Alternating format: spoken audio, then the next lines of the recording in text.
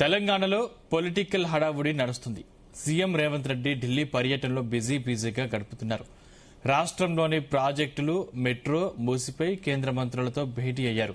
మరోవైపు బీజేపీ సింగరేణి బాట పట్టింది. సింగరేణిలో బొగ్గు కుంభకోణం జరిగిందని బీజేపీ ఆరోపిస్తోంది.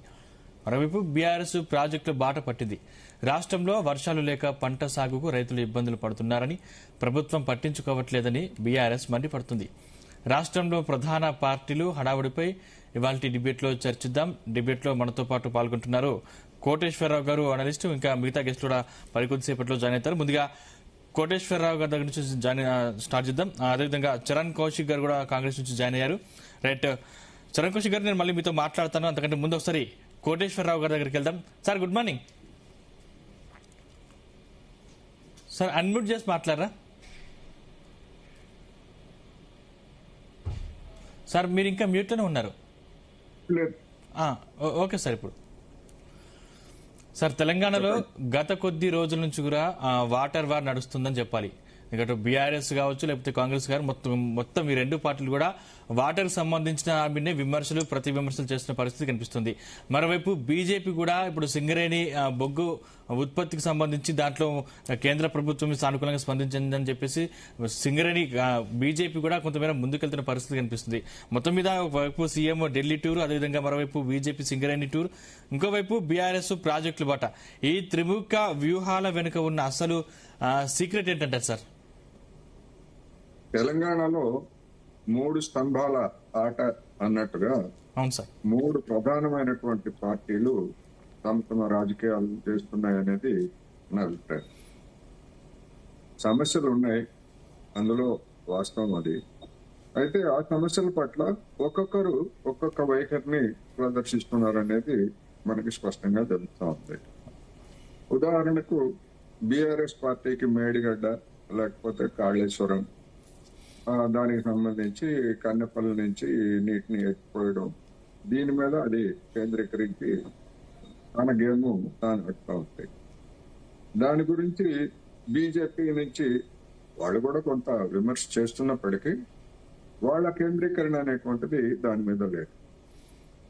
రెండవది, రాష్ట్ర ప్రభుత్వము, కాంగ్రెస్ పార్టీ కూడా మేడిగడ్డ లేదా సుందిళ్ళ, అన్నారం బ్యారేజీలు, ఆ బ్యారేజీల్లో ఏర్పడినటువంటి లోపాలకు సంబంధించి వాటిని మరమ్మతు చేయటమా, లేకపోతే వాటి స్థాయిని, నీటి నిల్వ స్థాయిని తగ్గించి చర్యలు తీసుకోవడమా, ఎట్లా ఆ ప్రాజెక్టుల్ని వినియోగంలోకి తీసుకురావాలి అనేటువంటి విషయంలో ప్రభుత్వానికి కూడా ఒక స్పష్టత లేదు, ఒక రోడ్ మ్యాప్ కూడా లేదనేది నేను ఈ సందర్భంగా చెప్పక తప్పలేదు. ఎందుకంటే రేవంత్ రెడ్డి గారు తాజాగా చెప్పింది ఏంటంటే ఎన్డీఎస్ఏ ఏది చెప్తే మేము అది చేస్తాము అని చెప్పారు. మరి 3 సంవత్సరాలు అవుతా ఉంది ఆ మేడిగడ్డ. అదే రేవంత్ రెడ్డి గారు ఇంకొక సందర్భంలో మాట్లాడుతూ గతంలోనే ఎన్డీఎస్ఏ ఆ ప్రాజెక్టుకు సంబంధించినటువంటి లోపాల గురించి నివేదిక ఇచ్చింది, దాని మీద బీఆర్ఎస్ ప్రభుత్వం ఎలాంటి చర్యలు తీసుకోలేదు అని కూడా గతంలో విమర్శించారు. మరి ఆ విమర్శ సరైనదే అని అనుకుంటే, మరి రేవంత్ రెడ్డి సర్కారు వచ్చి 32 నెలలు అవుతా ఉంది. ఇప్పటి వరకు మరి ఎన్డీఎస్ఏ ఇచ్చినటువంటి నివేదిక ప్రకారం దాని మరమ్మతులకి లేదా మూసివేతకు సంబంధించి ఒక రోడ్ మ్యాప్ ఏమి ఖరారు చేశారు? ఎన్డీఎస్ఏ ఇచ్చినటువంటి నివేదికలో ఉన్నటువంటి అంశాలు ఏంటి? మరమ్మతులకి మరొక నిపుణుల సంస్థ కావచ్చు, లేదా ఎన్డీఎస్ఏ చేసినటువంటి ప్రతిపాదనలు ఏమిటి? దాని మీద అయ్యే ఖర్చు గురించి ఏమన్నా డిపిఆర్ లాంటి దాన్ని, లేదా మరొక దాన్ని ఏమన్నా నిర్ణయించారా? లేదు, ఇప్పుడు మేము చూస్తున్నాము, చేస్తున్నామని చెప్పారు. ఇప్పుడు మేము చూస్తున్నాము, చేస్తున్నాము, అందుకనే బీఆర్ఎస్ పార్టీ పెద్దలు దాన్ని గ్రహించి అల్లరి చేస్తున్నారు అనేటువంటి వాదనను ముందుకు తీసుకొస్తున్నారు. ఏమి చేస్తున్నారు అనేటువంటిది ఇంతవరకు జనానికి చెప్పలేదు. రోడ్ మ్యాప్ లేదు. కనీసం రేపు అసెంబ్లీ సమావేశాల్లో అయినా ఇప్పటి వరకు జరిగింది ఏమిటి, ఎన్డీఎస్ఏ చెప్పింది ఏమిటనేటువంటిది మరి రేవంత్ రెడ్డి గారు ఒక వైట్ పేపర్ పెట్టి, ఇదిగో ఈ నెలల్లో, ఇన్ని సంవత్సరాల్లో లేదా ఇన్ని నెలల్లో ఆ ప్రాజెక్టుని మేము మూసివేతకు కానీ లేకపోతే మరమ్మతులకు కానీ చేస్తామనేటువంటి ఒక రోడ్ మ్యాప్ ప్రకటించాల్సినటువంటి అవసరం. సరే, బీఆర్ఎస్ పార్టీ చేస్తున్నటువంటి వాదనలు సరైనవా కాదా అంటే ఆ వాదనతో నేనైతే ఏకీభవించట్లేదు. కానీ ఒకటి మాత్రం స్పష్టం, ప్రభుత్వం మీద ఒత్తిడి తీసుకురావడంలో, ప్రభుత్వం మీద ఆ ప్రాజెక్టుకు సంబంధించి ఏదో ఒక నిర్ణయం తీసుకోవాల్సినటువంటి పరిస్థితిని కల్పించడంలో బీఆర్ఎస్ పార్టీ ఒక మైండ్ గేమ్ ఆడింది. ఆ మైండ్ గేమ్ కి ఇప్పుడు ప్రభుత్వం కూడా తలవగాల్సినటువంటి పరిస్థితి కనిపిస్తా ఉంది. అందువల్ల అది అంటే సార్, ఇప్పుడు తెలంగాణలో పంటలు ఎండిపోతున్నాయి, ఖచ్చితంగా నీళ్లు విడుదల చేయాలని చెప్పేసి ఇటు రైతులు కూడా కొంతమేర ఆరోపిస్తున్న పరిస్థితి కనిపిస్తుంది కదా. దానికి సంబంధించి దాని అనుగుణంగానే బీఆర్ఎస్ పార్టీ ముందుకెళ్తుంది అనుకోవచ్చు కదా. గత 3 సీజన్లలో మేడిగడ్డ లేకపోతే ఈ ప్రాజెక్టులతో పని లేకుండానే వర్షాలు బాగా పడిన కారణంగా కావచ్చు, లేదా పాత ప్రాజెక్టుల నుంచి వచ్చినటువంటి నీటి సరఫరా వలన గానీ పంటలకు ఎలాంటి ఇబ్బంది జరగలేదు, రైతాంగంలో కూడా ఎలాంటి ఆందోళన జరగలేదు. ఇప్పుడు కూడా పాత ప్రాజెక్టుల నుంచి గతంలో వచ్చేటువంటి నీళ్లు ఇప్పుడు కూడా వస్తున్నాయి. కొత్తగా ఈ ప్రాజెక్టు, కాళేశ్వరం ప్రాజెక్టు ని ఏర్పాటు చేసిన పర్పస్ ఏమని చెప్పారు? పాత ఆయకట్టు స్థిరీకరణ, అదే విధంగా కొత్త ఆయకట్టుకి కొంతమేరకు నీరు ఇవ్వడానికి దీన్ని అని చెప్పారు. అందుకని పాత ఆయకట్టు స్థిరీకరణ అంటే అర్థం ఏమిటంటే, గతంలో నిర్మించినటువంటి ప్రాజెక్టుల నుంచి కాలువ చివరి భూములకి లేకపోతే కొన్ని ప్రాంతాలకి నీళ్లు అందకపోతే వాటికి సరఫరా చేయడానికి ఈ ఉద్దేశాలు ఇవన్నీ మంచివే కాదంటలా. కానీ ఇప్పుడున్నటువంటి ఈ ప్రభుత్వము దాని గురించి ఏ విధమైనటువంటి చర్యలు తీసుకుంటుందనేది జనానికి అర్థం కావట్లా. రెండోది, బీజేపీ, మీరు చెప్పినటువంటి బీజేపీ సింగరేణి సంస్థ గురించి బీజేపీ చేస్తున్నటువంటి వాదనలు కానీ లేదా బీజేపీ చేస్తున్నటువంటి ఆరోపణలు కానీ చాలా విచిత్రంగా ఉన్నాయి. సింగరేణి సంస్థలో కేంద్ర ప్రభుత్వానికి 49% వాటా ఉంది. ఆ కేంద్ర ప్రభుత్వానికి చెందినటువంటి ప్రతినిధులు ఆ కంపెనీలో డైరెక్టర్లుగా ఉంటారు. మరి బీఆర్ఎస్ హయాంలో అవినీతి జరిగింది అని చెప్పేసి నిన్న కిషన్ రెడ్డి గారు చెప్పారు. అంతే మొత్తంలో ఇప్పుడు 32 నెలల్లోనే కాంగ్రెస్ హయాంలో కూడా అంతే మొత్తం జరిగిందని చెప్పారు. మరి మీ డైరెక్టర్లు ఏం చేస్తున్నారు? 49% వాటా ఉన్నటువంటి కేంద్ర ప్రభుత్వం ఏం చేస్తా ఉంది? దీని నిజాలను నిగ్గు తేల్చడానికి మీరేమి నిర్దిష్టమైనటువంటి చర్యలు తీసుకోకుండా గత బీఆర్ఎస్ ప్రభుత్వం మీద, ఇప్పుడున్నటువంటి రేవంత్ రెడ్డి సర్కార్ మీద ఆరోపణలు చేయడానికే పరిమితం అయ్యారు తప్ప నిర్దిష్టమైనటువంటి చర్యలు ఎందుకు తీసుకోలేదు అనేటువంటిది బీజేపీ ప్రశ్న. రైట్. సుమిత్రా ఆనంద్ గారు కూడా జాయిన్ అయ్యారు బీఆర్ఎస్ నుంచి. సుమిత్రా ఆనంద్ గారు, నేను మళ్ళీ మీతో మాట్లాడుతున్నాను. ఒకసారి మీతో మాట్లాడకంటే ముందు ఒకసారి చరణ్ కౌశిక్ గారి దగ్గరికి వెళ్దాం. చరణ్ కౌశిక్ గారు, గుడ్ మార్నింగ్. Good morning. రక్తం చల్లితే సరిపోతుందన్న ఒక చిన్న మాట కంటే సీఎం రేవంత్ రెడ్డి ఇచ్చిన చిన్న మాటకి బీఆర్ఎస్ నేతలు కావచ్చు, లేకపోతే తెలంగాణ వ్యాప్తంగా ఉన్నటువంటి రైతులు కావచ్చు, రక్తం చల్లి పంటలు కాపాడుకునే పరిస్థితి వచ్చిందని చెప్పేసి చాలా విమర్శలు వస్తున్న పరిస్థితి మీ పార్టీపై ఉంది. ఏం సమాధానం చెప్తారు? అంటే ఇప్పుడు ఇచ్చిన హామీల అమలుపై ప్రశ్నలు సంధిస్తా ఉంటే వాటిని గాలి కొదిలేసి సీఎం రేవంత్ రెడ్డి ఢిల్లీ టూర్లకు పయనమవుతున్నారని చెప్పేసి కూడా మరో విమర్శ కూడా ఉంది మీ మీద. ఏం చెప్తారు?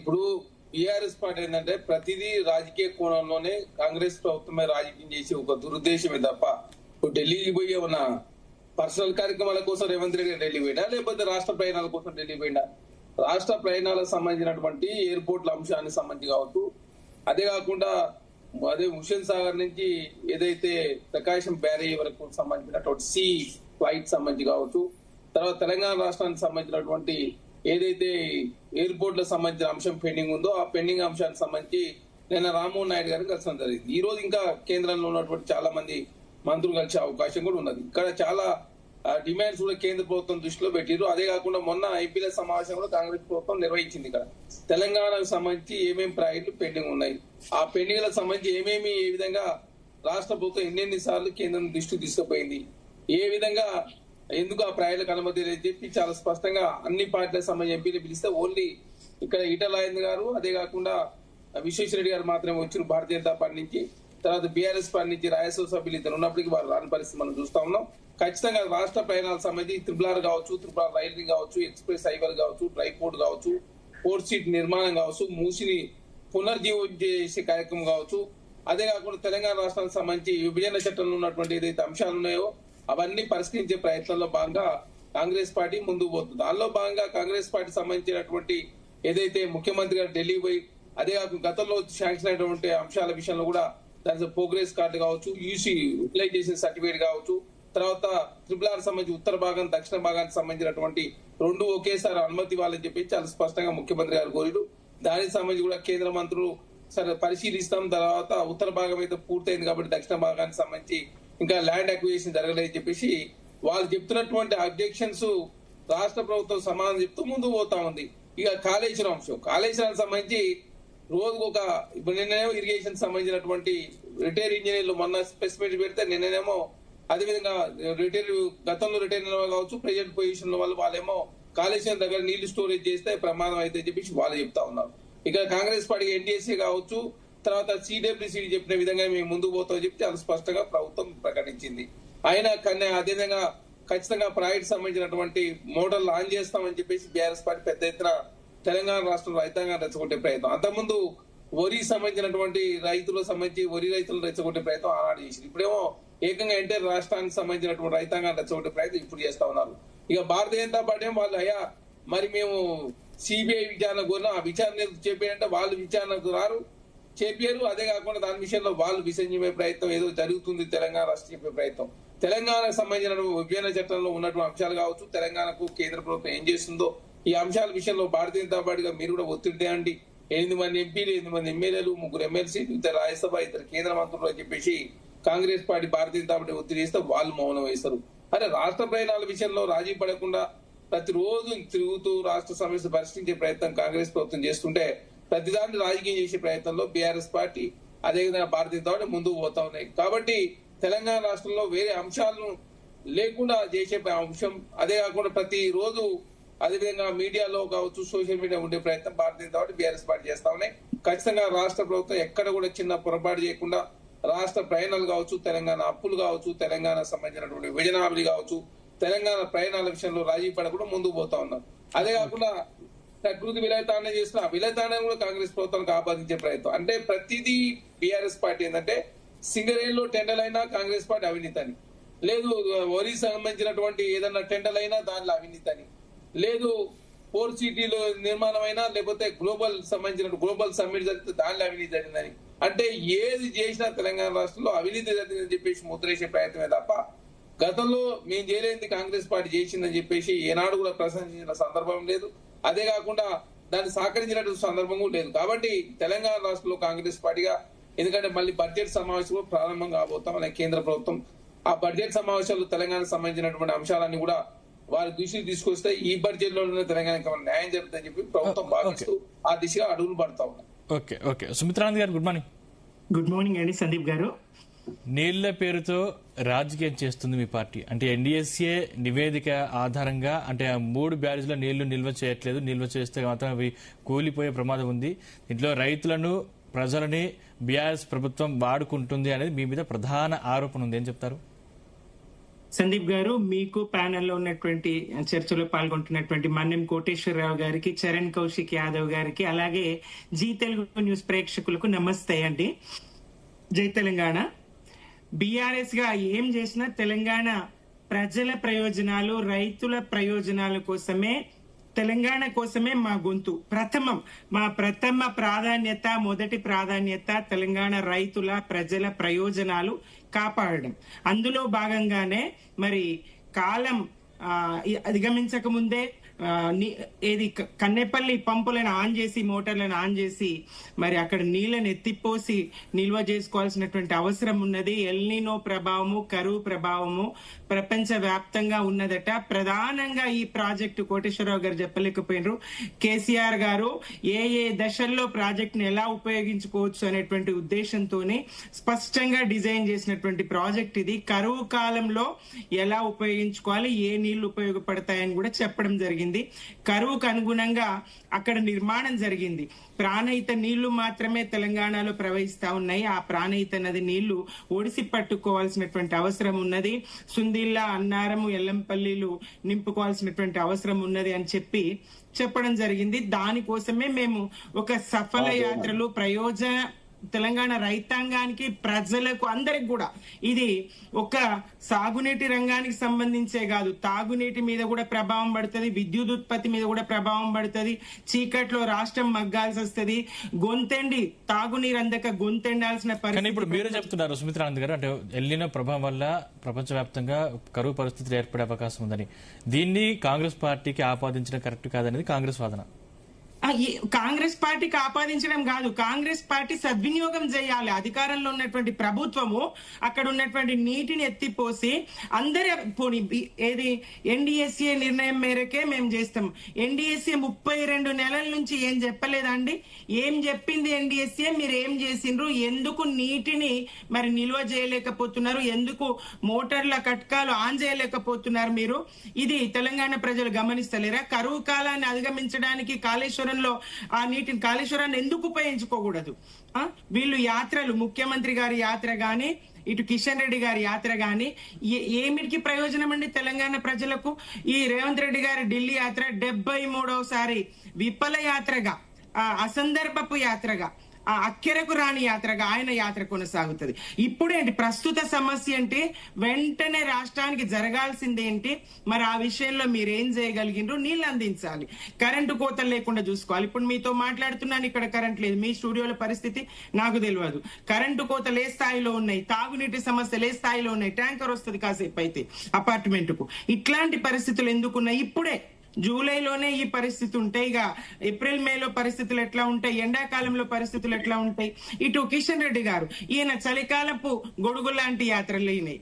చలికాలంలో గొడుగు అక్కర ఏముంటదండి? కిషన్ రెడ్డి గారి యాత్రలు ఇవి. ఇప్పుడు సందర్భం ఏంటి? ప్రజలకు అవసరం ఏంటి? తక్షణ అవసరాలు ఏంటి? దానికి సంబంధించి ఎన్డీఎస్సీ ఏం చెప్పింది? మరి రాష్ట్ర ప్రభుత్వం ఎందుకు విఫలమైంది? రేవంత్ సర్కార్ ఎందుకు విఫలమైంది? ప్రశ్నించదా? ప్రజల తరపున బీజేపీ గొంతెత్తదా?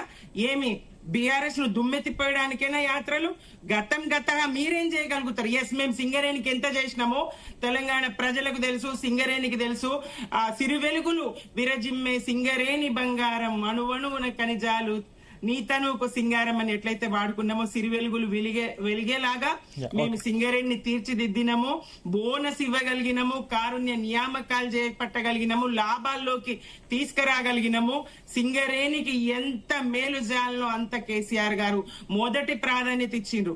దేశంలోనే 2వ అతిపెద్ద ప్రభుత్వ రంగ సంస్థ సింగరేణిని కాపాడుకునే ప్రయత్నం బీఆర్ఎస్ చేసింది. 49% వాటా ఉన్న మరి గనుల శాఖ మంత్రి గారు అయినప్పటికీ అక్కడ స్కామ్ జరుగుతుంది నైని బొగ్గు గనుల వ్యవహారంలో అని చెప్పినా గాని పట్టించుకొని స్పందన లేనటువంటి కిషన్ రెడ్డి గారు బీఆర్ఎస్ మీద బురద చల్లడానికి వెళ్తారు. ప్రస్తుతము ఇప్పటి బర్నింగ్ సమస్య ఎన్డీఎస్ఏ ఏం చెప్పింది? వీళ్ళెందుకు 32 నెలలుగా ఈ రాష్ట్ర కాంగ్రెస్ ప్రభుత్వం ఎందుకు విఫలమైంది? నీటిని ఎందుకు నిల్వ చేయలేకపోతున్నది? ఎందుకు ప్రాజెక్టులను కాపాడలేకపోతుంది? 2 కుంగిన పిల్లర్ల మరమ్మత్తు ఇంతవరకు ఎందుకు చేయలేదు? మరి వాళ్ళే ఎలాంటి వాళ్ళు నిర్మాణం చేస్తామన్నా ఎందుకు అంగీకరించలేదు? దోషిగా తెలంగాణ సమాజం ముందు కాంగ్రెస్ ఎందుకు నిలబెట్టదు? ఈ బంధం ఏంది? రేవంత్ రెడ్డి గారికి చెత్తిరి పట్టే బంధం ఏంది? అక్కెరకు రాని ప్రజలకు అక్కెరకు రాని చలికాలపు చెత్తిరి యాత్రలేంది? కిషన్ రెడ్డి గారు సమాధానం చెప్పాలి, బీజేపీ పార్టీ సమాధానం చెప్పాలి. మేము ఉన్నామని ప్రజలకు చెప్పడమా? ప్రజల అవసరాలు ఏందో, మీ అవసరాలు కాదు, ప్రజల అవసరాలు ఏందో గుర్తించండి, రైతాంగం అవసరాలు ఏందో గుర్తించండి. రేపొద్దున రాష్ట్రం ఇబ్బంది పడకుండా తాగునీటికి, సాగునీటికి, విద్యుత్ ఉత్పత్తికి అలాగే ఎన్ని ఆధారపడి ఉన్నాయండి. ఏ సంస్థ అయినా, ఫ్యాక్టరీలైనా, ఏవైనా పవర్ హాలిడే లేని కరెంట్ ఇవ్వగలిగినాం కదా, 24 గంటల కరెంట్ ఇవ్వగలిగినాం కదా బీఆర్ఎస్ గా. ఇప్పుడు ఏది పరిస్థితి? భవిష్యత్తులో ఇంకా ఎంత దారుణంగా ఉంటది ఇప్పుడే ఇట్లా ఉంటే? దీనికి మరి ఏం చర్యలు చేపడతా ఉంది బీజేపీ? కాంగ్రెస్ ఏం చేస్తా ఉన్నది? ఢిల్లీ యాత్రలు ఎందుకండి? నిష్ఫల యాత్రలు, విఫల యాత్రలు. 73వసారి అసమర్థుల జీవ యాత్ర. Okay, right. బీజేపీ నుంచి తాడూరి శ్రీనివాస్ గారు జాయిన్ అయ్యారు. శ్రీనివాస్ గారు, గుడ్ మార్నింగ్. గుడ్ మార్నింగ్ అండి. సో మొత్తం మీద తెలంగాణ వ్యాప్తంగా వాటర్ వార్ నడుస్తుంది. ఈ 2 ప్రధాన పార్టీల మధ్య వాటర్ వార్ నడుస్తుంది. మీరు కూడా సింగరేణి బొగ్గు ఉత్పత్తికి సంబంధించి మీరు కూడా అక్కడ ఎట్లయినా 5 జిల్లాల వ్యాప్తంగా ఉన్నటువంటి సింగరేణిని అక్కడ ఓటు బ్యాంకు కొల్లగొట్టాలని మీరు కూడా ప్రయత్నం చేస్తున్న పరిస్థితి కనిపిస్తుంది. అంటే వచ్చే ఎన్నికల్లో త్రిముఖ పోటీ ఉండే అవకాశం ఉందా, లేకపోతే ద్విముఖ పోటీ ఉండే అవకాశం ఉందంటారా? సార్, ఏ పోటీ ఉంటుంది అనేది ప్రజలు నిర్ణయిస్తారండి. Yeah. బట్ మేము ప్రజల యొక్క మన్నన పొందేందుకు కష్టపడతాం. మొన్న మేము రైతు భరోసా యాత్ర చేసినాం. బస్సులో మా ఎమ్మెల్యేలు, ఎంపీలు ఎక్కడెక్కడ మేము పోతా ఉంటే అక్కడక్కడ లారీలు ఈ ప్రభుత్వం పెట్టడం జరిగింది. సరే, మేము మా పోరాటం ఫలితంగా అనొచ్చు, లేకపోతే మా పోరాటాన్ని చూసి ఆ ప్రజల బాధలు ప్రభుత్వానికి తెలిసి ప్రభుత్వం స్పందించింది అనుకోవచ్చు. సో ఏదైతేనేమి మేము గట్టి ప్రతిపక్ష పాత్ర పోషిస్తా ఉన్నాం. ప్రభుత్వము కొంత మేరకు రైతుల దగ్గర అనుకున్నంత మేరకు జరగకపోయినా మా పోరాట ఫలితం మాత్రం కొంత మేరకు ప్రభుత్వం చేసింది. రెండోది, ఇక్కడ సింగరేణి ఈ దేశంలోనే మొట్టమొదటిసారి ఒక కేంద్ర ప్రభుత్వం వితౌట్ ఎనీ టెండర్స్ నామినేటెడ్ గా కేటాయింపు అనేది మనం ఈ రోజు బొగ్గు గనిని కేటాయించుకోవడం జరిగింది. ఇది హిస్టరీ అండి. ఎందుకంటే ఒక తెలంగాణ నుండి ఒక క్యాబినెట్ మంత్రి కిషన్ రెడ్డి గారు ఉంటే ఏం జరుగుతుంది అనేది ఈ రోజు కిషన్ రెడ్డి గారి ప్రయత్నం, మోడీ గారి యొక్క తెలంగాణ పట్ల ఉన్నటువంటి ప్రేమ, ఈ రెండు కలగలిపి మనకు ఈ రోజు సింగరేణిలో ఒక గనిని కార్మికులు కోరుకున్నట్టు అనేక సంక్షేమ పథకాలు కూడా. కానీ శ్రీనివాస్ గారు, అంటే ప్రజల పక్షాన అంటే ఇప్పుడు తెలంగాణలో వ్యాప్తంగా ఎల్లిన ప్రభావం వల్ల వర్షాలు పడట్లేదు. దీనికి సంబంధించి బీఆర్ఎస్ పార్టీ కూడా ముందు నడుస్తున్న పరిస్థితి కనిపిస్తుంది. రైతులు కూడా ఒకవైపు బాధపడుతూనే ఖచ్చితంగా నీళ్లు విడుదల చేయాలని చెప్పేసి కోరుకుంటున్న పరిస్థితి కనిపిస్తుంది. అంటే మీరు రైతుల పక్షాన పోరాడకుండా కేవలం సింగరేణిని ఎందుకు ఎంచుకున్నారనేది ప్రధాన ప్రశ్న. రైతుల పక్షాన మొన్న చెప్తుంది అదే కదా, నేను లీడ్ లోనే చెప్పాను. నా లీడ్ ఏం చెప్పాను, రైతు భరోసా యాత్ర వడ్ల కొనుగోలు విషయంలో మేము చేసినాం. సో ఆ తర్వాత ఏ రకంగా ఈ రాష్ట్ర ప్రభుత్వానికి మేము కలిసి ఏ రకంగా ముందుకు తీసుకెళ్ళినా రైతులకు ఉపయోగపడ్డాం అనేది పార్టీలకు అతీతంగా మీరు చూశారు. ఈ రోజు మీరు అడుగుతా ఉన్నారు బీఆర్ఎస్ పార్టీ అంటే నాకు తెలిసి అయితే మొన్న ఎంపీ ఎలక్షన్స్ లో 0. ఈ రోజు ప్రతిపక్ష నాయకుడు ఎక్కడున్నారో కనిపించట్లేదు. సో ఆ తర్వాత ఇప్పుడు వారి మన్మని చూడడానికి లేకపోతే కొన్ని పెళ్లిళ్ళు అటెండ్ చేయడానికి వారికి ఈ ప్రభుత్వ కార్లలో తిరిగేటటువంటి వెసులుబాటుతో వెళ్తా ఉన్నారు తప్ప మరి రైతులు చచ్చిపోతా ఉంటే బయటికి రావట్లేదు కదా. మరి ఈ రోజు నిజంగానే రాష్ట్రం అంతా ఇక్కట్ల పాలని బీఆర్ఎస్ గగ్గోలు పెడుతుంటే ఇంత బాధలు అనుభవిస్తున్నటువంటి తెలంగాణ ప్రజల పక్షాన కేసీఆర్ గారు బయటికి రావట్లేదే. ఈ రోజు కన్నెపల్లి గురించి కేటీఆర్, హరీష్ రావు గారు మాట్లాడుతున్నారు. కానీ నేనేమంటానంటే బునాది తీసింది ఆయనే, ఇవాళ మేధో మదనం చేసి మెదడును రంగరించింది ఆయనే, మెదడు రక్తం కారింది ఆయనకి, సీసీ కెమెరాలు పెట్టి ప్రాజెక్ట్ ని ఆగ మేఘాల మీద కట్టి ఇనాగ్రేషన్ చేసింది వారే. కానీ ఈ రోజు వారు ప్రతిపక్ష నాయకుడిగా వచ్చి బయటికి వెళ్లి కన్నెపల్లికి వెళ్ళి పంపులు నడిపితే బాగుండదా, అసలు ఎట్లా ఉంది, ఏం కథ, ఏం కాదా, మేము వేసిన బునాది గట్టిగా ఉంది, నేను జిమ్మేదార్, అంత ఇదైతే ఒక 1000 కోట్లు నేను డిపాజిట్ చేస్తాను, నా పార్టీ ఫండ్ 1400 కోట్లు ఉంది ఇక అటు అని ఒక ధైర్యం ఇచ్చో లేక ప్రభుత్వాన్ని జర ఇరుకున పెట్టో చేస్తే బాగుండేది. కానీ వారు రాకపోవడం అనేది తెలంగాణ ప్రజలు చేసుకున్న దురదృష్టం. ఎందుకంటే వారిని ప్రతిపక్ష నాయకుడిగా చూడాలనుకున్నారు ప్రజలు. ఒకసారి ఉద్యమ నాయకుడిగా చూశారు, ఒకసారి దశాబ్ద కాలం పాటు ముఖ్యమంత్రిగా చూశారు. ఇవాళ ఈ రోజు ప్రతిపక్ష నాయకుడిగా కేసీఆర్ అయితే బాగుంటుంది అని చెప్పి ఒక అవకాశం కాంగ్రెస్ పార్టీకి ఇచ్చారు. కానీ వారు వైఫల్యం చెందినారు. కేసీఆర్ బయటికి రావాల్సిన అవసరం లేదు, గతంలో నేను నీటిపారుదల శాఖ మంత్రిగా చేశాను, నేను ఒక్కరిని సరిపోతుందంటూ కూడా హరీష్ రావు కామెంట్ చేశారు కదా. ఏమైంది, ఇప్పుడు ఒక మామ అల్లుళ్ళే కుటుంబము కలిసి కడితే ఒక ముఖ్యమంత్రి ఒక అనుభవం ఉన్నటువంటి మంత్రి కట్టినటువంటి ప్రాజెక్ట్ కాదు కదా. సో ఈ రోజు వాళ్ళు ఒక కుటుంబం అందలం ఎక్కి ఈ రోజు నేను చాలు అంటే మరి ఆయనకు ప్రతిపక్షానికి జీతం ఎందుకు, మరి హరీష్ రావు తీసుకొని ఆ జీతం తీసుకుంటే అయిపోతుంది కదా. కాంగ్రెస్ పార్టీ కూడా ఆ జీతం ఆపేస్తే అయిపోతుంది కదా. ఇదంతా కూడా తిట్ల ఒగ్గు కథలు ఉంటుండే అండి తెలంగాణలో. ఈ రోజు తిట్ల కథలు ఇద్దరు రేవంత్ రెడ్డి, కేటీఆర్, హరీష్ రావు ఇద్దరు తిట్టుకుంటూ కాలయాపన చేస్తున్నారు, తెలంగాణ ప్రజల్ని పిచ్చోళ్ళని చేస్తున్నారు. కానీ తెలంగాణ ప్రజలు చాలా చైతన్యవంతులు, వీళ్ళు ఆగమైపోతారు, వీళ్ళు పిచ్చోళ్ళు అయిపోతారు. కానీ తెలంగాణ రాబోయే కాలంలో ఏ రకమైన తీర్పులు ఉంటాయో మీరే చూస్తారు. నేను ఎందుకంటున్నంటే ఇది ఈ రోజు తెలంగాణ ఒక రైలు డ్రైవింగ్ సీట్ లో రేవంత్ రెడ్డి గారు ఉన్నారండి. ఆయన ఓడిపోయి గార్డు డ్యూటీకి పోయినారు, వెనకాల డబ్బా వెనక జెండా ఊపుతారు చూడండి, దానికి పోయినారు అనుకుందాం ప్రతిపక్ష నాయకుడు. ఆయన డ్యూటీ చేయట్లేదు, ఆయన బయటికి రావట్లేదు. కనీసం విపత్కర పరిస్థితుల్లో డ్రైవింగ్ ఎట్లా చేయాలి, ఈ రైల్లో ఉన్న ప్రజలను క్షేమంగా ముందుకు ఎట్లా తీసుకెళ్లాలని ఆలోచించాలి. కానీ గార్డు జెండా ఊపుతలేడు, గార్డు డ్యూటీ చేయట్లేదు, రైల్వే గార్డు ఇది చేయట్లేదు అని మాట్లాడినట్టుగా ఉంది. ఆయనది అయిపోయింది. మీరు ఏం చేస్తారో తెలంగాణ ఇంకెన్నేళ్లు తిట్టారు, 2 ఏళ్లు తిట్టారు, ఇంకా రాబోయే 2 ఏళ్ళన్నా కనీసం మాట్లాడితే అయిపోతుంది కదా. నాకు ఎక్కడ అంటే సరే వారంటే ఇప్పుడు నేను కేసీఆర్ గారు వెంబడి పోయినప్పుడల్లా అందులో ₹1 నాణాలు వేసేది గోదావరి నది కాడి కాళేశ్వరం పోగానే. నేను రూపాయలు వేస్తుంటే రేపు ప్రజలకు గలగలా బారి అందరి జీవితాలు బాగుపడి అందరి ఇళ్లకి ధనరాశులు వస్తాయి అనుకున్నాం. కానీ ఆ రూపాయి బిల్లులు వేసిన ఆయన ఇంట్లోకే ధనరాశులు పోయినాయి తప్ప ప్రజలకు ఎక్కడ రాలేదు.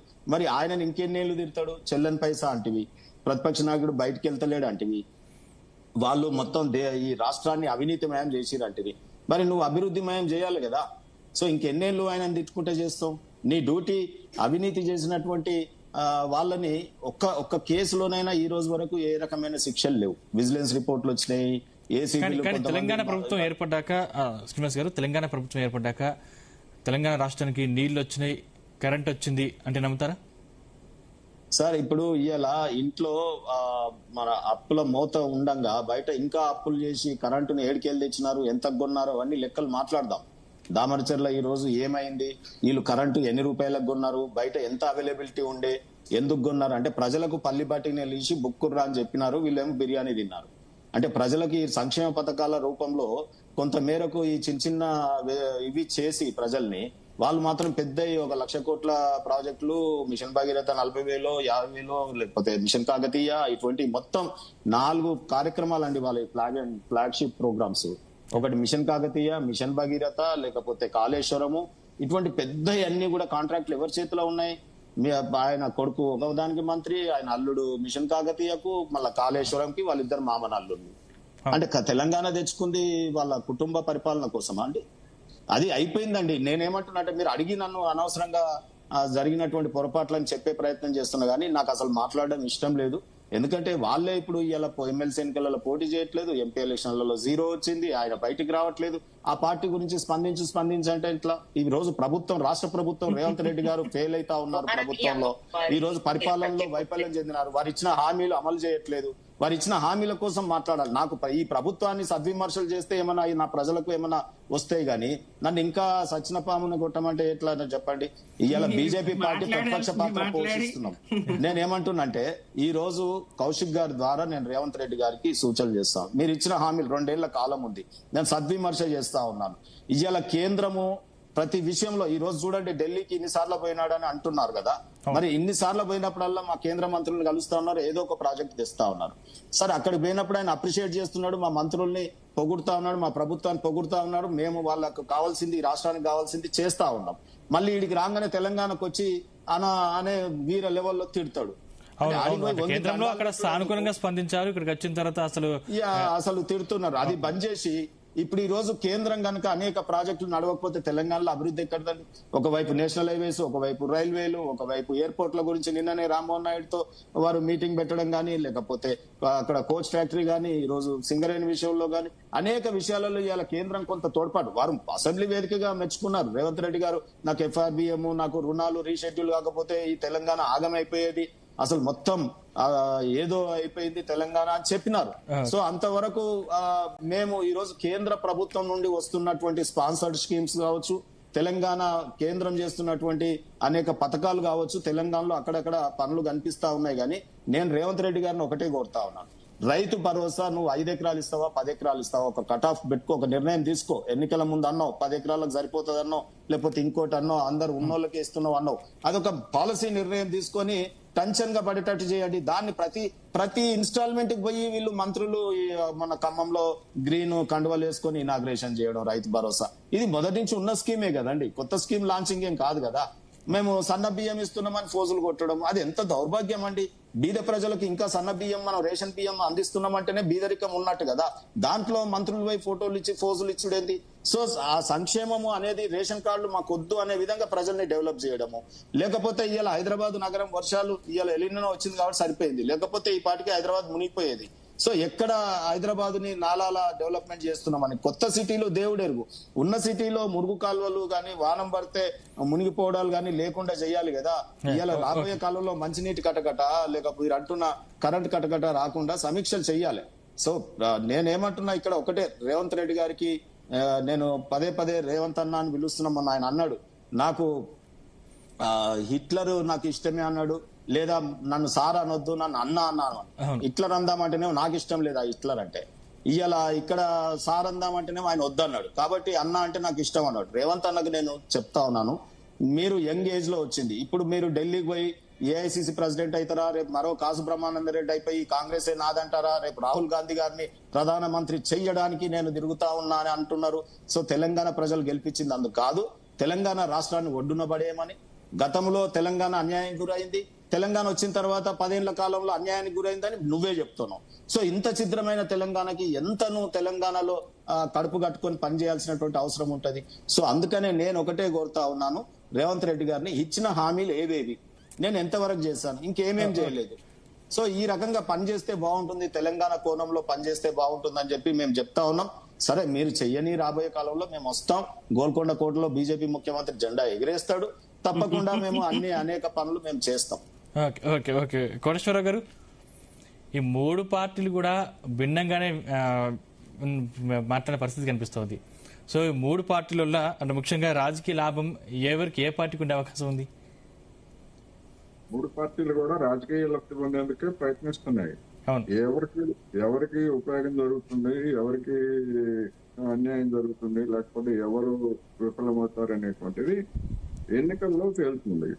మొన్న జరిగినటువంటి పంచాయతీ ఎన్నికల్లో కాంగ్రెస్ పార్టీ ప్రథమ స్థానంలో ఉంది, దానికి రావాల్సిన లబ్ధి వచ్చింది. అదేవిధంగా బీఆర్ఎస్ పార్టీ కూడా ఊహించిన దానికంటే ఎక్కువ స్థానాలను తెచ్చుకుందనేటువంటిది ఒకటి. బీజేపీ అనుకున్నటువంటి పెర్ఫార్మెన్స్, దాని 8 మంది ఎమ్మెల్యేలు 8 మంది ఎంపీలకు తగిన విధంగా గ్రామీణ ప్రాంతాల్లో దాని పెర్ఫార్మెన్స్ లేదు. వాళ్ళు ఏమైనా చెప్పుకోవచ్చు, కానీ వాస్తవం అది. రేపు మళ్ళా మరొక పరీక్ష రాబోతుంది. ఏమిటంటే జిల్లా పరిషత్, మండల పరిషత్ ఎన్నికలు, అదేవిధంగా హైదరాబాద్ లో ఉన్నటువంటి 3 కార్పొరేషన్స్, వరంగల్, ఖమ్మం. ఇది 3 పార్టీలకి ఒక అగ్ని పరీక్షగా మారుతుంది. అందుకని ఈ అగ్ని పరీక్షలో ఎవరు ఎక్కడ తేల్తారు ఏమిటనేటువంటి దాన్ని బట్టి దాని ప్రభావం తర్వాత జరిగేటువంటి అసెంబ్లీ ఎన్నికల్లో దాని ప్రభావం ఖచ్చితంగా పడుతుంది. అందుకనే ఈ ఎన్నికల్లో విజయం సాధించేందుకు 3 పార్టీలు కూడా తమమైనటువంటి ఎజెండాలతో ముందుకెళ్తున్నాయి. అందుకని ఎవరు సక్సెస్ అవుతారు ఏమిటి అనేటువంటిది ఎన్నికలు జరిగేంత వరకు మనం చెప్పలేము. ఎవరి గేమ్ వాళ్ళు ఆడుతున్నారు. ఇక్కడ నేను చెప్పదలుచుకుంది ఏంటంటే, తెలంగాణ బీజేపీ అనుసరిస్తున్నటువంటిది ద్వంద్వ వైఖరి అనేటువంటిది నా అభిప్రాయం. ఎందుకు ద్వంద్వ వైఖరి అనాల్సి వస్తా ఉందంటే 2-3 కారణాలు.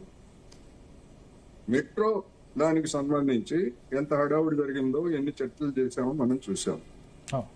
రేవంత్ రెడ్డి గారు వెళ్ళారు, మన మంత్రి కిషన్ రెడ్డి గారు వాళ్ళందరినీ తీసుకెళ్లి చేశారు. ఏమైంది? ఇంతవరకు కేంద్ర ప్రభుత్వము ఆ కమిటీలో తన ప్రతినిధిని నియమించడం గాని, లేదా ఎస్బీఐ రంగంలోకి దిగటం గాని ఇంతవరకు జరగలేదు. మరి ఎంతో వేగంగా పనిచేసేటువంటి కేంద్ర ప్రభుత్వము మరి ఎందుకని ఈ విధమైనటువంటి డిలే చేస్తా ఉంది అనేటువంటిది ఒక పెద్ద ప్రశ్న. మళ్ళా రేవంత్ రెడ్డి గారు దాని మీద మళ్ళా ఒత్తిడి తీసుకొస్తే తప్ప కదలరా అనేటువంటిది ఒక పెద్ద ప్రశ్న. రెండవది, హైదరాబాద్ సభలో నరేంద్ర మోడీ గారు ప్రజా రవాణాను వినియోగించుకోండి అని చెప్పేసి ఆయన మంచి వాక్యం చెప్పారు. దాంతో ఎవరికి భేదం లేదు. కానీ మరి అదే కిషన్ రెడ్డి గారు మా చర్లపల్లి రైల్వే స్టేషన్ చూడండి, మా సికింద్రాబాద్ రైల్వే స్టేషన్ చూడండి, లేదా తెలంగాణలో ఇతర కడుతున్నటువంటి రైల్వే స్టేషన్లు చూడండి అని చెప్తారు తప్ప కనీసం రద్దయినటువంటి ఎంఎంటీఎస్ ట్రైన్లైనా కానీ ఎందుకు పునరుద్ధరించలేదు అనేటువంటిది ఒకటి. నగరం పెరిగినటువంటి విస్తీర్ణంలో కొత్త సర్వీసులను ఎందుకు ప్రారంభించట్లేదు? మరి హైదరాబాద్ సెకండ్ తో మేము తెలంగాణకి మేలు చేశామని చెప్తున్నారు, బాగానే ఉంది. దాదాపు 2 కోట్ల మంది జనాభా హైదరాబాద్ నగరం కావచ్చు, పరిసర ప్రాంతాల్లో ఉన్నటువంటి వాళ్ళకి ప్రజా రవాణా వ్యవస్థను మెరుగుపరచడానికి కేంద్ర బీజేపీ తన రైల్వే వ్యవస్థను ఎందుకని విస్తరించట్లేదు అనే దానికి సమాధానం లేదు. అంటే కంప్యూటర్స్ ని ఇబ్బంది పెట్టి తలుచుకున్నారా, ప్రైవేట్ సంస్థలకి, క్యాబులకి, లేకపోతే వీటికి బయలుదేరి తలుచుకున్నారా అనే ప్రశ్న వస్తుంది.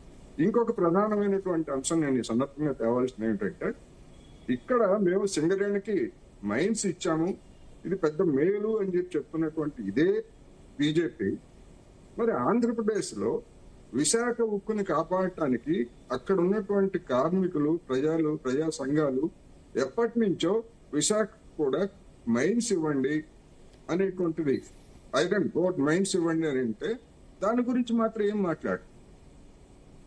మరి ఎందుకు ఈ వివక్ష? ఇక్కడ సింగరేణికి మేలు చేశామని చెప్పినటువంటి వాడు మరి అక్కడ కూడా మీ ప్రభుత్వమే ఉంది, మీరు భాగస్వాములు అక్కడ, అందులోనూ అక్కడ రాష్ట్ర ప్రభుత్వంలో. దానికి ఎందుకని మీరు దాని గురించి ఎందుకు మాట్లాడరు? ఇలాంటి అనేకమైనటువంటి పోలికలు సందర్భాలు ఇవన్నీ కూడా ఉన్నాయి. అందుకని ఇక్కడ బీజేపీ ఆడుతున్నటువంటి మైండ్ గేమ్, నేను 3 పార్టీలు మైండ్ గేమ్ ఆడుతున్నాయని చెప్పాను, ఒక బీజేపీ కాదు. బీజేపీ ఇక్కడ డిఫరెంట్ గా ఉంది, అక్కడ డిఫరెంట్ గా మాట్లాడతాం. ఎందుకని ఎంఎంటీఎస్ సేవల్ని ఎందుకని విస్తరించరు? అదేవిధంగా మా మెట్రోకి సంబంధించి ఎందుకని వేగంగా నిర్ణయాలు తీసుకోరు? ఇవన్నీ కూడా సమస్యలు ఉన్నాయి.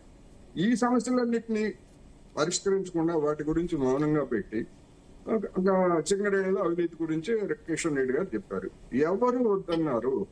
గత బీఆర్ఎస్ మీద గాని ఇప్పుడు రేవంత్ రెడ్డి సర్కార్ మీద గాని యాక్షన్ తీసుకోకుండా లేదా విచారణ జరపకుండా కేంద్ర ప్రభుత్వాన్ని ఎవరైనా అడ్డుకున్నారా?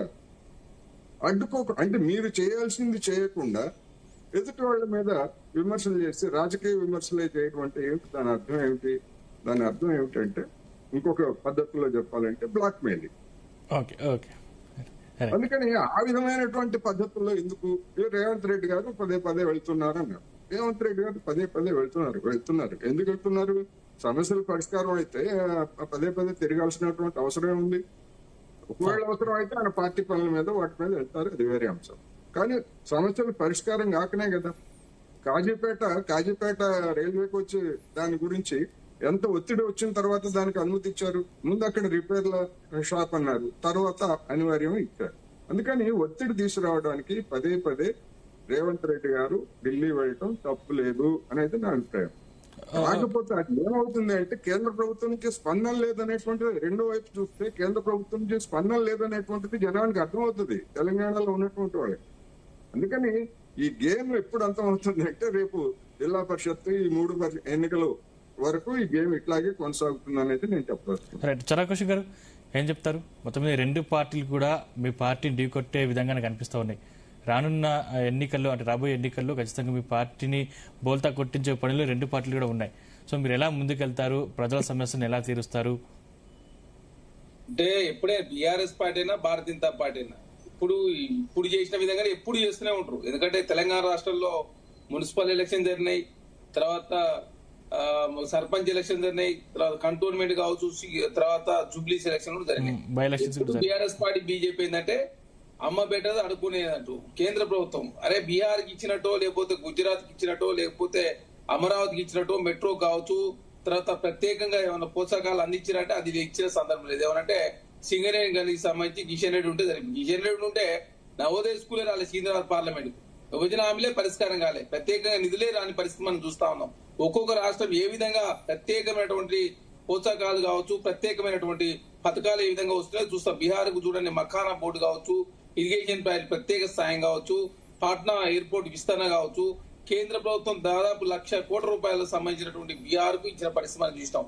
ఇక్కడ అమరావతి సంబంధించి కూడా మెట్రోకి 50% కేంద్ర ప్రభుత్వం అనుమతిస్తూ అమరావతి వైజాగ్ 2 మెట్రోలకు అనుమతించింది. తెలంగాణ రాష్ట్రంలో మెట్రో విస్తరణ చేసుకుంటే మళ్ళీ కమిటీల పేరు మీద కాలయాపన చేసే ప్రయత్నం జరుగుతా ఉంది. అదే కాకుండా తెలంగాణ రాష్ట్రంలో కాంగ్రెస్ పార్టీగా కానీ ఢిల్లీ వెళ్ళిన ప్రతిసారి సీఎం రేవంత్ రెడ్డి అంటే మాకు కేంద్ర ప్రభుత్వం సహకరిస్తుంది, కేంద్ర పెద్దలు మాకు సహకరిస్తున్నారని చెప్పి ఇక్కడికి వచ్చిన తర్వాత మాట మారుస్తున్నారని బీజేపీ అడుగుతున్న ప్రశ్న. సార్ ఇప్పుడు కాంగ్రెస్ పార్టీగా తెలంగాణ రాష్ట్రానికి సంబంధించి గుర్తుపెట్టుకొని ఎలక్షన్ల సందర్భంలో ఎలక్షన్ చేయాలి, మిగతా సందర్భాలు రాష్ట్ర ప్రయాణాలు ముఖ్యం అని చెప్పి భావించి తెలంగాణ రాష్ట్ర ప్రయాణాలు ఇక్కడ విషయంలో ఇక్కడ రాజీ పడకుండా కేంద్రం కొన్ని చేస్తుంది, కొన్ని చేసిన దానికి ధన్యవాదాలు తెలియజేస్తుంటే చేయని దానికి ఎందుకు చేస్తలేదు చెప్పని చెప్పి కాంగ్రెస్ పార్టీ కేంద్రం మీద ఒత్తిడి తెచ్చే ప్రయత్నం, తర్వాత యూటిలైజ్ చేసి యూసీసీ సర్టిఫికేట్ సబ్మిట్ చేసే ప్రయత్నం. మన రాజ్నాథ్ సింగ్ గారికి సంబంధించి గాంధీ సరోవర్ సంబంధించినటువంటి రక్షణ శాఖ భూమిస్తే వారికి ధన్యవాదాలు కూడా కాంగ్రెస్ ప్రభుత్వం తెలియజేసింది.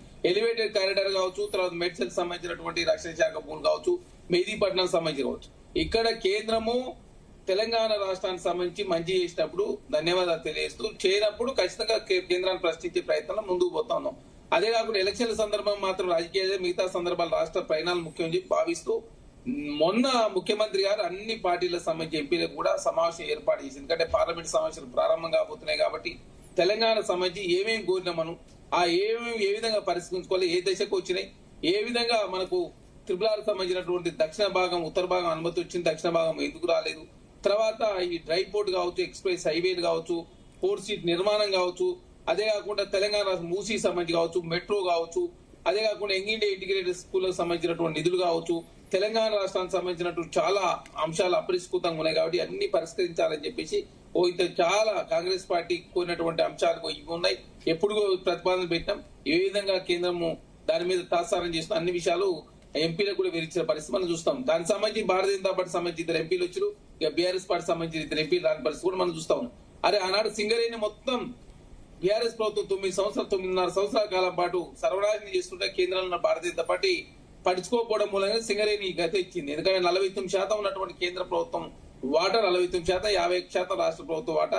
ఆనాడు సింగరేణికి సంబంధించినటువంటి ప్రత్యేకంగా ఏదైతే సింగరేణి గనులు ఇవ్వకపోవడం కావచ్చు, తర్వాత ఎక్స్పాన్షన్ చేసుకోకపోవడం కావచ్చు, తర్వాత కార్మికుల సమస్యలు పట్టించుకోలేకపోవడం కావచ్చు, తర్వాత విద్యుత్ సంస్థలకు సంబంధించి సింగరేణికి ఇవ్వాల్సిన బాకీలు ఇప్పలేకపోవడం మూలంగా సింగరేణి ఇబ్బంది అయితే ఆ సింగరేణిని ఇప్పుడిప్పుడే గాడిలో పట్టే ప్రయత్నం జరుగుతా ఉంది. కాంగ్రెస్ ప్రభుత్వం వచ్చిన తర్వాత 9E బ్లాక్ అంశం కావచ్చు, రకరకాలుగా అదేవిధంగా సింగరేణి విస్తరించే ప్రయత్నం కాంగ్రెస్ ప్రభుత్వం చేస్తాం. దానికి సంబంధించి సింగరేణి కార్మికులకు PRC ప్రకటించారు, కార్య నియామకాలు అనుమతించారు, వాళ్ళకి సంబంధించిన హెల్త్ పాలసీని కూడా అదేవిధంగా సింగరేణి కుటుంబాలకు విస్తరించే ప్రయత్నం కూడా జరిగింది. కాబట్టి సింగరేణిలో ఆ ప్రమాద భీమను కూడా రాష్ట్ర ప్రభుత్వం పెంచింది. తర్వాత విద్యుత్ సంస్థలు కావచ్చు, తర్వాత ఆర్టీసీ సంబంధించిన ఆర్టీసీ కార్మికులకు కూడా ప్రమాద భీమం కావచ్చు. ఆర్టీసీని 3 డిమాండ్లు మాత్రం అపరిష్కృతంగా కాబట్టి ఇప్పుడు కార్మిక సంఘాలు ఎలక్షన్ పెట్టిన తర్వాత అది ప్రభుత్వంలో మెడి చేస్తామని చెప్పి చాలా స్పష్టంగా మొన్ననే పొన్నం ప్రభాకర్ గారు చాలా స్పష్టంగా ప్రకటించారు. అరే కాంగ్రెస్ ప్రభుత్వం విషయం చెప్పుడు తప్ప ఆర్టీసీ 53 రోజుల పాటు ధర్నాలు చేసి పడుచుకున్న పాపన వాళ్ళు పోలేదు. ఆర్టీసీ కావచ్చు, సింగరేణి కావచ్చు, విద్యుత్ సంస్థలకు సంబంధించి రైతులకు నాణ్యమైన విద్యుత్ ఇవ్వాలని ప్రభుత్వం భావించి ఒక ప్రత్యేకమైన డిస్కౌంట్ ఏర్పాటు చేస్తే దాన్ని మీద కూడా రాజకీయం BRS party Bharatiya Janata party చేసిన పరిస్థితి చూసిన కాంగ్రెస్ పార్టీ ఉచిత విద్యుత్ రద్దు చేస్తుంది, అదే ఉచిత విద్యుత్ తీసేస్తుంది, మీటర్లు పెడుతుందని చెప్పి రైతులు తెచ్చగొట్టు. ఒరి విషయంలో అదేవిధంగా అదేవిధంగా ఇది అమాలీలు పశ్చిమ బెంగాల్ కావచ్చు, తర్వాత బీహార్ బైరు, తర్వాత ఎలక్షన్ అని చెప్పేసి SIR పేరు మీద అక్కడ బైరు కొంత ఇబ్బంది అవుతుందంటే రైతుల మీద రాజకీయం చేసే ప్రయత్నం. ఇప్పుడేమో ఏకంగా ఎలినో కావచ్చు, సింగరేణి మీద అదేవిధంగా కాళేశ్వరం మీద రాజకీయం చేసే ప్రయత్నం Bharatiya Janata party BRS party చేస్తా ఉన్నాయి. అరే భారతీయ జనతా పార్టీ ఏమో సింగరేణి అదేవిధంగా కాళేశ్వరం విషయంలో కేసు బుక్ చేయరు, వాళ్ళేమో 80,000 కోట్ల రూపాయలు ఖర్చు చేసి ఆ ప్రాజెక్ట్ ద్వారా ఉపయోగం లేదని చెప్పేసి నిపుణులు చెప్తూ NDSA రిపోర్ట్ ఇస్తూ CWC చెప్తా ఉంటే దాన్ని కాంగ్రెస్ పార్టీకి ఆపాదించాలి. కేసీఆర్ గారు కట్టింది కాబట్టి దాన్ని కాంగ్రెస్ ప్రభుత్వం వాడుకోవడం లేదు, అదే కరువు వస్తుంటే కాళేశ్వరం ప్రాజెక్ట్ ఉపయోగపడుతుందని చెప్పేసి దాన్ని కూడా బీఆర్ఎస్ పార్టీ తన సైడ్ మలుచుకునే ప్రయత్నమే తప్ప వాస్తవానికి విరుద్ధంగా BRS party Bharatiya Janata party ఉన్న మాట వాస్తవం. తెలంగాణ రాష్ట్రంలో కాంగ్రెస్ పార్టీ సన్న బియ్యం ఇస్తున్నటువంటి సన్న బియ్యం సంబంధించి కేంద్రం వాళ్ళ వాటంతో చాలా స్పష్టంగా పార్లమెంట్ సాక్షిగా మేము ప్రకటించినాం. అదే కాకుండా వైట్ రేషన్ కార్డు కావచ్చు, ఇందిరా మిల్లు కావచ్చు, యంగ్ ఇండియా ఇంటిగ్రేటెడ్ స్కూల్స్ కావచ్చు, ITI plus advance training institution కావచ్చు, స్కిల్ యూనివర్సిటీ, స్పోర్ట్స్ యూనివర్సిటీ, వీరనారి సాగల university, doctor Manmohan Singh earth science university, తర్వాత పోలీసు వాళ్ళ పిల్లల కోసం మంచిర్యాలలో అదేవిధంగా ఒక మంచి 100 కోట్ల రూపాయలతోటి ఒక స్కూల్ నిర్మాణం కావచ్చు. తర్వాత స్కూళ్లకు సంబంధించే కాదు, తెలంగాణ రాష్ట్రంలో దేవాలయాలకు సంబంధించి 2,000 కోట్ల రూపాయలు ఖర్చు పెట్టుకుని తెలంగాణ రాష్ట్రం దేవాలయ రెనోవేషన్ కావచ్చు, తర్వాత గోశాలల నిర్మాణం కావచ్చు.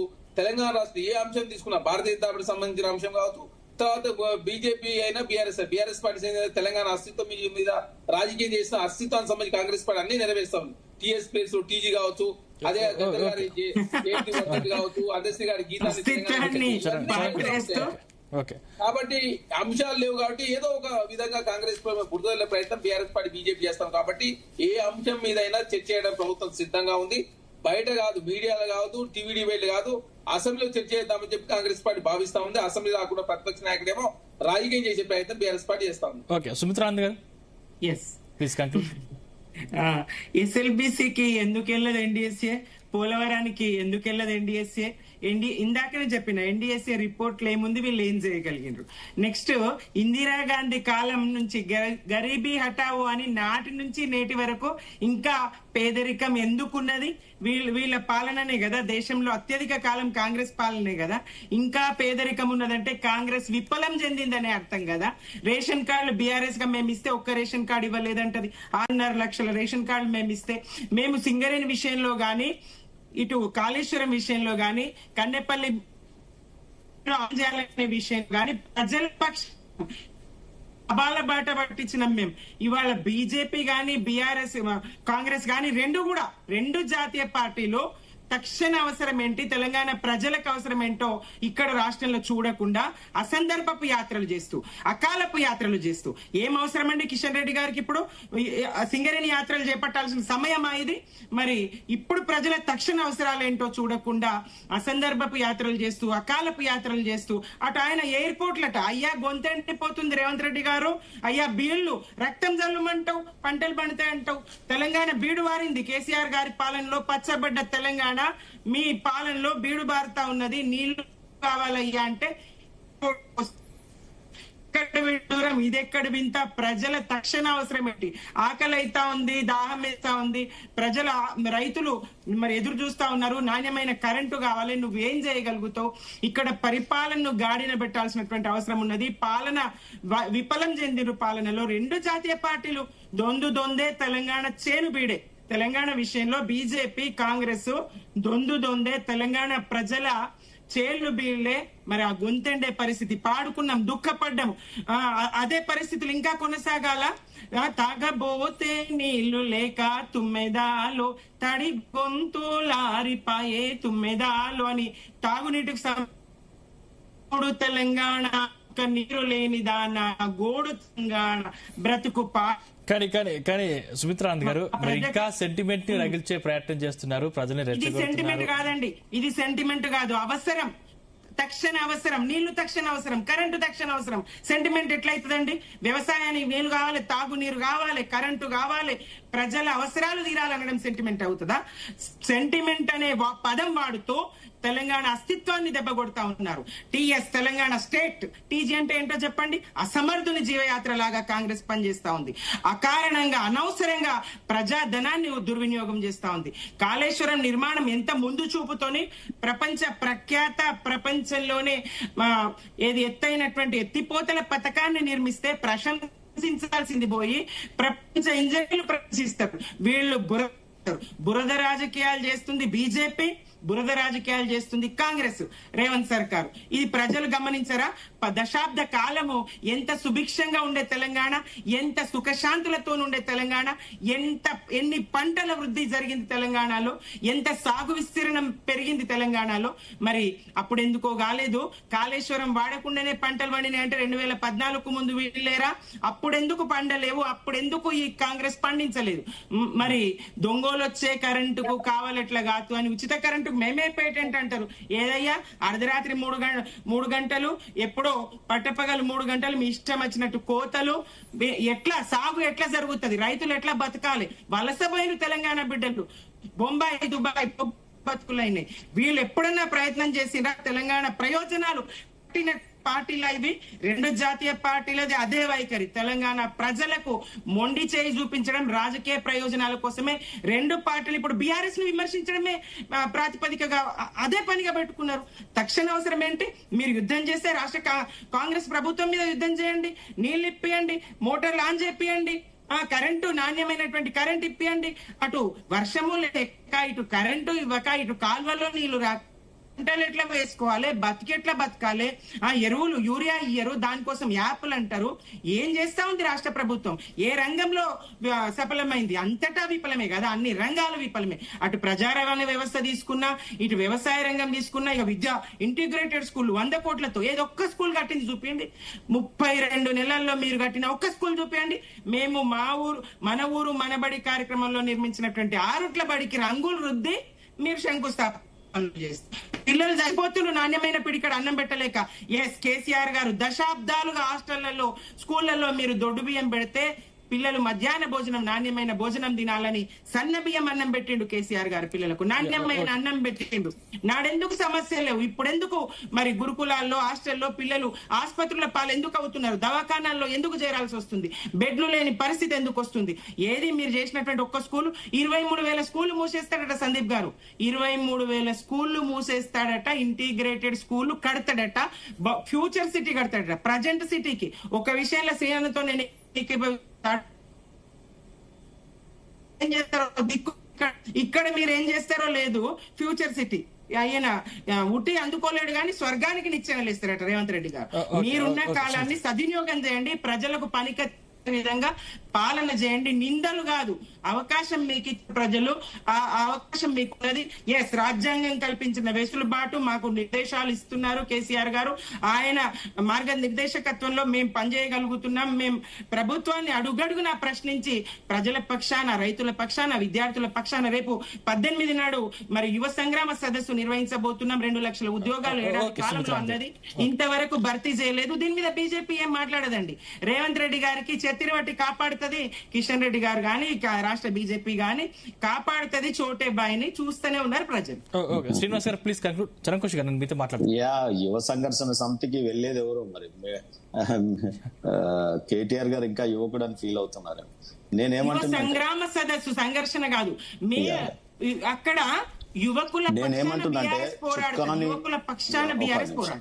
చుక్కాని లేని నావలో మా సుమిత్ర మేడం కూర్చొని పాపము వారు పాటలతో పడవ ప్రయాణం ఒడ్డుకు చేరుతుంది అనుకోవడం తప్పు. వారు ఇంత గొంతు చించుకొని మాట్లాడుతా ఉన్నారు. పాపం రేపు మళ్ళీ టిఆర్ఎస్ లో ఏదైనా పదవుల పంపకం వచ్చినప్పుడు ఎటువంటి వాళ్ళకి వస్తాయో వాళ్ళకు తెలుసు.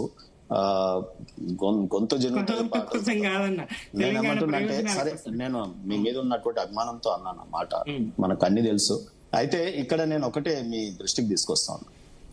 వెనకట మనము విన్నాం, దుర్యోధన దుశ్వాసన దుర్వినీతి పరిపాలనలో అన్నట్టు ఇవాళ గతంలో అవినీతి పాలన అన్నాం, ఇప్పుడు అసమర్థ పాలన.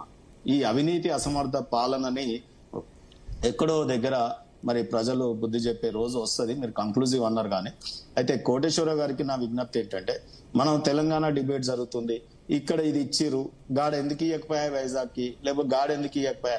ఇప్పుడు మనం ఈ రోజు తెలంగాణ విషయంలో డిబేట్ పెట్టినారు. సో మీ బీజేపీ మీద ఉన్న మీ వ్యక్తిగతమైన అక్కసును వెలిపిస్తా ఉన్నారు కానీ కాంగ్రెస్ అక్కడే చెప్పట్లేదు. నేనేమంటున్నంటే, సరే నేను కోటేశ్వరరావు గారికి నా విజ్ఞప్తి ఏంటంటే, ఇప్పుడు విమర్శిస్తే మీరు అనలిస్ట్ గా వచ్చినప్పుడు 3 పార్టీలను మాట్లాడాలి, కానీ ఒక్క బీజేపీనే వారు పాపం ఎప్పుడు విమర్శిస్తారు. అవునా? సరే, నేను విమర్శించరా లేదు కాంగ్రెస్ అస్సలా. సో నేనేమంటున్నానంటే, వారిని అనలిస్ట్ గా కంటే కూడా ఒక కమ్యూనిస్ట్ గా పిలిస్తే బాగుంటుంది. రంగి కూడా వేసుకున్నారు కాబట్టి ఈ రోజు నేను ఒకటే విజ్ఞప్తి కోటేశ్వర అన్నకి, ఈ రోజు ఇక్కడ చేస్తున్నటువంటి విషయాలలో చేసినవి మీరే చెప్పినారు. ఇక్కడ చేసినారు సింగరేణి, అక్కడ వైజాగ్ ఎందుకు చేయలేదు? ఒకటి చేసినాం కదా, అది కూడా చేయబోతాం. రెండోది, మీరు అనేక విషయాలలో మాట్లాడుతున్నారు. కాంగ్రెస్ ప్రభుత్వ వైఫల్యాలు లేవా? ఈ రాష్ట్రంలో ప్రజలు ఏమి ఇబ్బందులు పడట్లేదా? తెలంగాణ రాష్ట్రం చాలా సుభిక్షంగా ఉందా? అసలు పనులే లేవా ముఖ్యమంత్రి గారికి? ఇక రిటైర్ అయిపోవచ్చా? సో నేనేమంటున్నానంటే, తెలంగాణలో అనేక అంశాలతో కొట్టుమిట్టారు. రైతాంగం, విద్యార్థులు ఫీజు రీయింబర్స్మెంట్ లేకుండా, ఇవాళ ప్రైవేటు ఇంజనీరింగ్ కాలేజీలలో ఓపెన్ ఆప్షన్స్ పెడతా ఉన్నారు. మేనేజ్మెంట్ అడ్మిషన్స్ తెలుసా? ఒక్కొక్క కాలేజీలో ఇవాళ లక్షల రూపాయలు కట్టి పిల్లలు ఇంజనీరింగ్ చదవాలంటే ఎంత ఇబ్బంది అవుతుంది. మేనేజ్మెంట్ సీట్లకి ఒక విధానం లేదు. ఇవాళ మీరు అన్నారు అనేక విషయాలలో మాట్లాడుతున్నప్పుడు, పెన్షనర్లకి హైకోర్టు మొట్టికాయలు వేస్తే తప్ప ఇవ్వట్లేదు. ఇవాళ ఫీజు రీయింబర్స్మెంట్ హైకోర్టు చెప్తే తప్ప ఇవ్వట్లేదు. ఇవాళ మొన్న హైకోర్టులో ఒక పిటిషన్ వేసినారు పోలవరంకి అగెనెస్ట్ గా, బంకచెర్లకు అగెనెస్ట్ గా. కనీసం ఆ పిటిషన్ అన్న చక్కగా వేయలేదు, అది విడ్రా అయిపోయింది. ఇవాళ అనేక రకాలు కోర్టే నడిపిస్తుంది ఇక్కడ ప్రభుత్వాన్ని తప్ప. హైడ్రా మీద విషయం చూసినారు. అనేక విషయాలలో హైకోర్టు న్యాయ సంస్థలు పరిపాలిస్తా ఉన్నాయి. డెమోక్రటిక్ లో లెజిస్లేచర్ పరిపాలించాలి. అంటే నేనేమంటున్నా అంటే, నేను సద్విమర్శనే చేస్తాను, ఎక్కడ అన్పార్లమెంటరీ మాట్లాడట్లేదు. రేవంత్ అన్న గారు తెలంగాణలో కూర్చోండి, చక్కటి సెక్రటరేట్ ఉంది. మీరు ఈ రోజు గతంలో చూసాం మేము ఇంతకుముందు వారు మాట్లాడుతున్నప్పుడు కొంత నాకు కూడా బాధేసింది. శంకరమ్మ గారి విషయంలో ఆ అమరవీరుల స్తూప అది డిజైన్ సెక్రటరేట్ ముందు దానికి ఇనాగరేషన్ కి పాపం ఆమె గన్మెన్లని కార్ను పంపించారు గవర్నమెంట్ తరఫున. అందరూ ఆమెకు ఎమ్మెల్సీ ఇచ్చిరో లేకపోతే ఏదైనా పదవి ఇచ్చిరేమో పాపం అనుకున్నారు. ఆమెను తీసుకొచ్చి ఇనాగ్రేషన్ చేసిన తర్వాత ఎవరు పట్టించుకోకపోతే ఆటోలు వెళ్ళిపోయింది. సో ఈ రకంగా గతంలో నియంతృత్వమైనటువంటి పరిపాలన మనం చూసినాం. సో అందుకనే నేడు ఒక రజాకార్ల పరిపాలన లాగా మారిపోతా ఉంది. ఇది కావద్దు అనేదే నేను కౌశిక్ ద్వారా మా రేవంత్ అన్నకు చెప్తా ఉన్నా. దయచేసి మీరు ఇకనైనా తెలంగాణలో పరిపాలన గాడికి పెట్టండి. కేంద్రం మీకు సహకరిస్తా ఉంది. ఓకే, కేంద్ర ప్రభుత్వ పథకాలు మాత్రమే తెలంగాణలో ఇలా కనిపిస్తా ఉన్నాయి, కానీ మిగతావి ఎక్కడ కూడా రాష్ట్ర ప్రభుత్వం కష్టపడి సంపాదించి మీరు నడిపిస్తున్న ప్రభుత్వం కనిపించాలి కదా. మీరు తెలంగాణ ప్రభుత్వ ఆదాయం పెంచాలి కదా. ఎక్కడ పెరుగుతుందో అర్థం కాదు. భూభారతి అట్నే పాడైంది. అది చేస్తామన్నారు రెవెన్యూ ఇష్యూస్, ఖతర్నాక్ ఉన్న భూమి చుట్టే తిరుగుతున్నారు మీరు ఇద్దరు. గతంలో బీఆర్ఎస్ గాని ఇప్పుడు మీరు గాని భూమి చుట్టే, అంటే రియల్ ఎస్టేట్ వ్యాపారుల కబంధ హస్తాలలో తెలంగాణ నలిగిపోతా ఉన్నట్టుగా మారిపోతా ఉంది. సో నేను అందుకే ప్లీజ్ కంక్లూడ్. మీరు ఒక్క నిమిషం మాట్లాడండి, కేవలం సమయం తక్కువ. ఒక్క నిమిషమైనా మరి బీజేపీ కూడా మాట్లాడాను. మన శ్రీనివాస్ గారు వ్యక్తిగతంగా నా గురించి ప్రస్తావించారు. వ్యక్తిగతంగా ఏమనలేదు, అది మీ విధానం చెప్పారు. వ్యక్తిగతం నాకే. మరి కమ్యూనిస్ట్ అన్నారు, ఎర్ర చొక్కా అన్నారు. డెఫినెట్ గా ఓన్ చేసుకోండి, తప్పే. ఓకే, నేను ఎర్ర చొక్కా వేసుకున్నా, ఇంకో చొక్కా వేసుకున్నా, నేనైతే పార్టీ మారలేదు, చొక్కాలు మార్చలేదు నేను. యా, ఆ విషయం అందరికీ తెలుసు. మీరు మారరు, ఆ పార్టీలు మునిగిపోయే వరకు అందులోనే ఉంటారు. మరి అందుకనే మీరు బీఆర్ఎస్ లో ఉండి పదవులు అనుభవించి అది పోగానే మీరు ఇంకో పడవ ఎక్కారు. మంచి చెడు మరి అవినీతి మీ అంత అవకాశవాదానికి నేను పాల్పడలేదు కదా. ఇప్పుడు మీ భావజాలానికి చోటు లేదన్నా ఈ ప్రపంచం. నేను అదే చెప్తున్నా, అవకాశవాదానికే చోటు ఉంది, అది మీకు మీ ప్రత్యక్ష నిదర్శనం. ఓకే, దాని గురించి కాదు. ఇప్పుడు ఇందాక మన శ్రీనివాస్ గారు రైతు సంబంధించి వాయిదాల మీద ఇస్తున్నారు, ఒకేసారి వచ్చు అన్నారు. మరి పిఎం కిసాన్ 3 సార్లు ఎందుకు ఇస్తున్నారండి? కేంద్ర ప్రభుత్వం చెప్పిందే అంతా కదా, నేను చెప్పిందే అది, చేస్తున్నది అది. వీళ్ళు కూడా చెప్తుంది అదే. మోడీ పైసలు టింగు టింగు మన సెల్లలో పడుతున్నాయి మాత్రమే. మా స్కీమే అది కదా, చెప్పింది చేస్తున్నాం. లేదా అనేటువంటిది లెక్క. మరి 24 సార్లు ఇస్తున్నారు, 24 సార్లు ప్రచారం ఎందుకు చేసుకుంటున్నారు? పాత పథకమే కదా, కేంద్ర ప్రభుత్వం ప్రతిసారి ఇచ్చిందే చెప్తున్నా కానీ ఎక్కువ ఇచ్చినామని చెప్పలేదు కదా. ఇచ్చిందే ఇస్తున్నామా లేదా? తెలంగాణకు సంబంధించి ఇంత అన్నారు కాబట్టి రైల్వే స్టేషన్ కి అప్రోచ్ రోడ్ డెవలప్ చేస్తలేరు, ఇది అడగలేదు. స్టేషన్ రోడ్ ఇంత ఇబ్బందిగా ఉంది, ఆ స్టేషన్ లకు పోయే రోడ్డు రాష్ట్ర ప్రభుత్వం చేతులు ఉంటది, ఆ రోడ్లన్నీ వెడల్పు చేసి మరి చేయట్లేదని మీరు అడగట్లేదు ఎందుకు? అడగట్లేదు ఎందుకు సార్? ఇప్పుడు యంగ్ ఇండియా ఇంటిగ్రేటెడ్ స్కూల్ గురించి వాళ్ళు మాట్లాడారు. Young India integrated school Telangana రాష్ట్రం 105 కన్స్ట్రక్షన్ జరుగుతున్నాయి. 18 నెలల్లో పూర్తి చేయాలని లక్ష్యం పెట్టుకొని జూన్ 2027 నాటికి 70 పూర్తయితే మిగతా జూన్ 28 లో పూర్తి చేయాలని చెప్పి లక్ష్యంతో ముందుకు పోతా ఉన్నాం. వాళ్ళ ఆయనలో స్కూల్ మొత్తం ఏమైంది గురుకులాలు పెట్టి మొత్తం ప్రైవేట్ ప్రిన్సిపల్స్ లో పెట్టడంతో ప్రధానంగా కులాల వారిగా డివైడ్ చేసి మొత్తం విద్యా వ్యవస్థను కూడా సర్వనాశనం చేసింది BRS party. BRS party school అంశం మీద ఒకరోజు మొత్తం చర్చ పెట్టినా కూడా కేసీఆర్ ఎన్నిసార్లు రివ్యూ చేసిండో వాళ్ళ ఆయనలో ఈ స్కూల్ కావచ్చు, యూనివర్సిటీ కావచ్చు, కాలేజ్ కావచ్చు, ఈ రీఎంబర్స్మెంట్ అంశం కావచ్చు, ఇవన్నీ సర్వనాశనం చేసి